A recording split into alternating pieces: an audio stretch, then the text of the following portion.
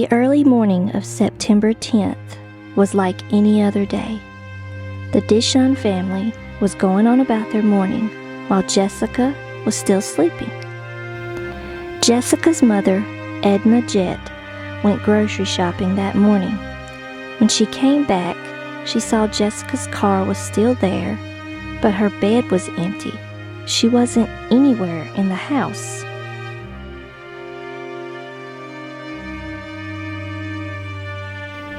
Edna calls Mike at work around 1 or 1:30 and asks if he took Jessica to school. Mike says no. She asked if something was wrong with Jessica's car. Mike told Edna to get the spare key and check her car out. Edna opened the door to Jessica's car, and she knew something was wrong instantly. She found Jessica's purse, her phone, and one shoe. It appeared that Jessica made it to the car, but something had happened terribly wrong. Mike got home from work, and Edna told him something's wrong. He checked her car and found on her phone the numbers 91 was on the display. Edna and Mike thought she was trying to call for help. The family was terrified at this point. Edna called the school and they had confirmed that Jessica never made it to school that day. At 5 p.m., Mike and Edna went to file a missing persons report. The sheriff's office said she probably is just a runaway. Go home and wait it out and see if she turns up. Mike and Edna knew Jessica wasn't a runaway, and they left very upset. A lead investigator would later on state the evidence in her car was clear something was wrong, and the state police should have been called, and a missing persons report should have been filed. Mike and Edna went back to the police station and told them Jessica never came back home, so they sent some cops out to check the home. The cops searched Jessica's car, but get this, no gloves. They wore no gloves to check Jessica's car and any of the evidence that was in her car. So now there were fingerprints on potential evidence. A lead investigator on the case later said the car should have been impounded and an investigation should have started. Mike Dishon done a media interview and stated that the Bullitt County Sheriff's Department wasn't doing their job. The family was desperate to find Jessica, and Mike stated the only active searches was from the people in the community. Mike's brother Stanley Dishon come up and told him if anyone was to kill anybody, they'd probably hide them in what they call the river bottoms. The river bottoms is a spooky and an eerie place, and if anything bad is going to happen in Bullitt County, it's going to happen in the river bottoms. It's secluded. The family went searching the bottoms, even though they could potentially find Jessica in a bad way. And while searching, Stanley, Mike's brother, he got extremely sick and started throwing up during the search. The search turned up nothing, so they went back home. Back at home, Edna was making up the bed, and Mike was doing dishes. Chris, Jessica's brother, had went out to feed the dogs. Chris runs back in and says to Mike, "I think I heard Jessica yelling for help." Mike gets his gun and ran outside to find her. Stanley pulls up in the driveway and asks Mike what is going on. Mike explained Chris heard Jessica yelling for help. They searched the hills and the ponds, and Mike saw something from a distance in the hills, someone burning clothes on the hill, and it was someone called Bucky Brooks. Bucky Brooks was an adjacent neighbor to the Dishons, and after Jessica went missing, he started acting really strange. He would call the Dishons, breathing heavy in their phone, and when he would see Mike out, he would say, "Please don't kill me." So Mike asked to search the property, and Brooks refused. Mike called the police. The police searched the property at the Brooks, but nothing came up except 2 gloves from the fire pit where he was burning clothes that had decomposed body smell on them. The police didn't arrest Bucky, and Mike got very frustrated, so he called the FBI and got them on the case. The FBI came in and searched Jessica's room, impounded the car, did a helicopter search, and even walked the pond searching for Jessica everywhere. The FBI then went to the Brooks farm and searched. They found nothing, but they did find a picture of Jessica in Bucky Brooks' barn. Bucky Brooks would now become a prime suspect in Jessica being missing. A friend of the sheriff's wife's, Tieta Parsley, came through the river bottoms headed to come visit her when she said she spotted something against a tree. The friend got out of her car and went to search. When she come up to the tree, it was Jessica's body. The FBI came on the scene, and the body was so decomposed it was unrecognizable. 3 of her fingers had been cut off, and she had a broken jaw. The family was informed of this, and they were devastated. Mike could not go out to the scene, but Edna went, and as upset as she was, she identified Jessica from her butterfly tattoo. An autopsy was done, and it was found that the cause of death was strangulation.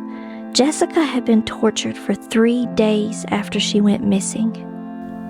The FBI then brought in Bucky Brooks and continued on with the investigation. They interviewed him, and they found that his stories wasn't consistent. He said he saw Jessica walking that morning, but then he changed it to, "I didn't see her because I was having sexual relations with my wife," which the wife later stated that was a lie. The FBI then proceeded to give Bucky Brooks a polygraph test. He failed. Bucky Brooks was then arrested and indicted to a grand jury trial.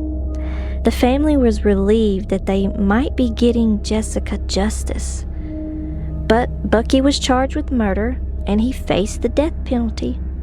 The trial was going well up until the defense hounded Detective Charles Mann on the stand. "Why did you charge my client?" A bunch of why questions, to the point that Charles belted out, "He failed a polygraph."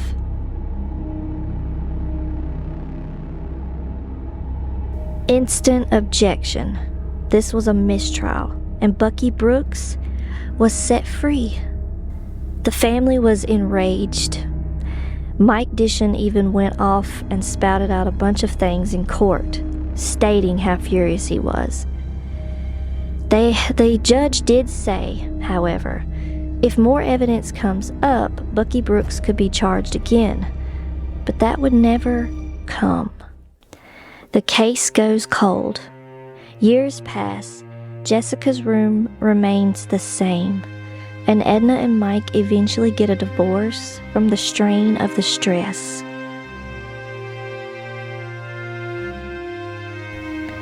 Detective Lynn Hunt takes on the case. There was so little evidence and nothing to work with. Lynn Hunt went to Mike's home and wanted to look around Jessica's room. Jessica's brother gave her a hat box with Jessica's phone, shoe, and purse. It was entered into evidence, and Lynn Hunt then gathered the boxes of case files from the trial of Bucky Brooks. Hunt finds a small break. There was a mental evaluation of Bucky Brooks. His IQ was 61. A polygraph shouldn't have ever been given to him. He wasn't capable of understanding questions, nor how he was answering them. Hunt felt a deep sadness because there was absolutely no evidence to point in any direction. But then, when it just seemed like everything was failing, Lynn got a phone call from a former friend detective, stating he had information on the Dishon case. The former friend detective said a prison informant had told him he knew who killed Jessica Dishon. Lynn Hunt took the information but felt nervous and had apprehensions because prison informants can be shaky, but it was something and she had some hope. Lynn went down to the penitentiary and interviewed the informant, and he said there was an inmate placed in the same cell as him. Both had been charged with sexual relations with children, and the inmate stated that his cellmate had been the one who killed Jessica Dishon. The informant stated, "He told me that he had had Jessica for 2 days before killing her. He cut her fingers to make it appear to be the murder of drug dealers or a cartel." The informant also said that the cellmate was mad because Jessica had liked a boy, and I guess he felt a little bit jealous.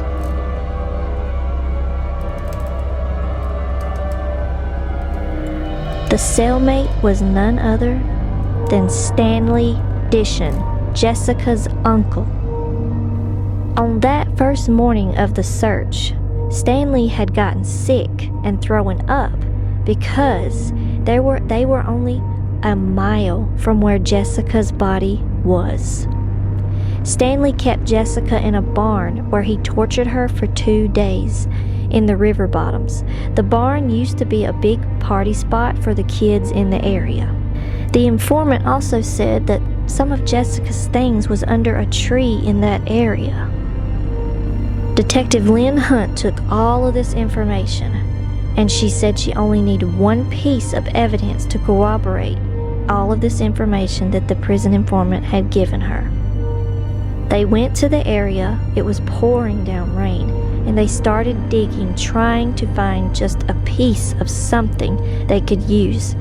But it rained so hard, so they had to call it off. As they left, they saw the barn and stopped. Lynn Hunt entered the barn. It was falling apart and it was dark, but she saw some material under some rubble. It was a sheet. It looked like Jessica's comforter on her bed. Lynn quickly headed to the Dishon home to compare the sheet to the bed. She pulled the comforter back and the sheet, and what was missing? The fitted sheet. The informant was telling the truth. Stanley had been raping and sodomizing Jessica for years. That morning, Stanley went to the Dishons. He knew Edna and Mike and the boys wasn't home. An argument between him and Jessica ensued. Jessica had a new boyfriend and threatened Stanley if he didn't leave her alone, she was going to tell everything he'd been doing to her. Stanley lost it. He knocked Jessica out, breaking her jaw, rolled her up in the fitted sheet, took her to the barn, and tortured her for 3 days, until that last day, he strangled her. Stanley Dishon was arrested. Stanley had lived with the Dishons in the past, and the family was devastated and enraged. Lynn Hunt told Mike, "I'm indicting your brother." And Mike said, "If he did it, I want the death penalty." They found out through more investigating that Stanley had more victims he was sexually abusing in the family, 3 of them. Stanley was charged with multiple counts of rape along with the murder and the kidnapping of Jessica. Instead of making the victims testify and going through a long drawn-out trial, the prosecution took the plea deal to be done. Stanley Dishon pled guilty to 4 counts of rape in addition to manslaughter for Jessica Dishon's death. Because of the plea agreement, he only received a 20-year sentence. Although the death penalty wasn't given, the case still was closed, and the family had the truth that they had been longing for. Even though the case had been closed, Detective Lynn Hunt was going through another box from the defense side during the trial of Bucky Brooks. She found a second informant that had wrote a letter back in 2002. Stanley had confessed then that he had killed Jessica, and the sick part was the letter was disregarded when it could have solved the case years ago.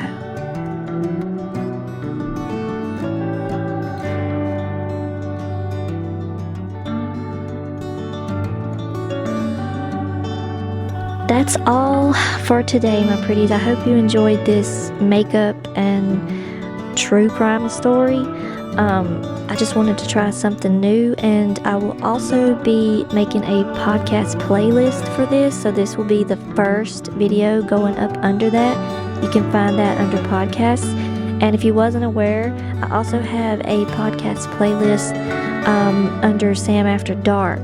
So yeah, so check those stories out. And like I said, if you like this, comment down below, tell me your thoughts. Have you ever heard of this case? And until next time, stay sweet, stay smart, and stay safe. Bye, guys.